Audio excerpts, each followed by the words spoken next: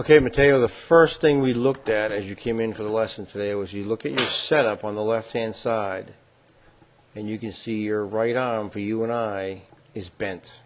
Your hands are behind the golf ball. It's set up. So we really need you to get this right arm very straight, almost have the shaft as an extension, and then just before you go to hit the golf ball, what I want you to think about is getting a little bit of a forward press going, ever so slightly towards your target. Okay, we've got to get your hands to be consistently in front of the golf ball, especially at setup. Okay, so the next thing we looked at was your takeaway. If you watch on the left-hand side, set up, hit the golf ball.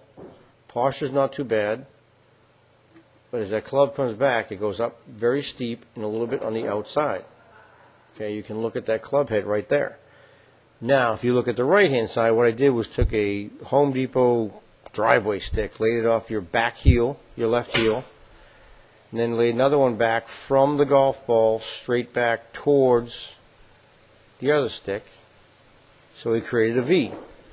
What I'd like you to do is when that club comes back is to use that second stick as a visual as to what path to take the club back on, and then have it line up over the other stick. Look at the difference in those club heads right there. It's completely different. If you were to visualize a baseball field in front of you, you got left, right, center. Excuse me, left, center, right. Your club right now, shaft grip is pointing towards center field or down your target line. If you look at where your shaft is pointing right here on the left, it's pointing more towards right field, which is not where we're trying to hit the golf ball.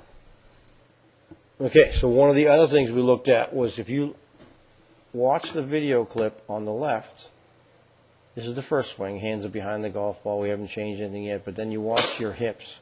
Look at how fast your hips are turning. Your belt buckle right now, before you make impact with the golf ball, is already pointing towards your target, so your hands are behind the ball. So what I ask you to do is put a chair up against your your right leg. Don't forget to do that forward press. At the start of your downswing, have your hips slightly pushed toward the chair so it touches the chair before you turn your hips. Not bad there, still needs a little bit of work. It's going to take a little bit of time, but not quite as bad. And be very careful not to stand up. The other thing you can think about is a little bit from stack and tilt. Leave about 60% of your weight on the right side. That way when you go to the downswing, you won't be forced or feel like you need to turn your hips so fast.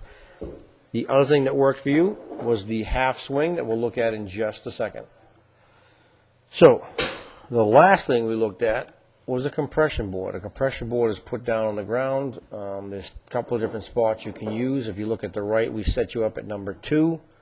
But you can also take your golf towel and lay it right here, about one club length away from the ball. The object here is to swing and not actually hit the compression board, hit the golf ball. We want to hit the golf ball first. Okay, you can see here your hands are coming in very, very shallow, very, very flat. That club is straight across right here. It should actually be more into that position.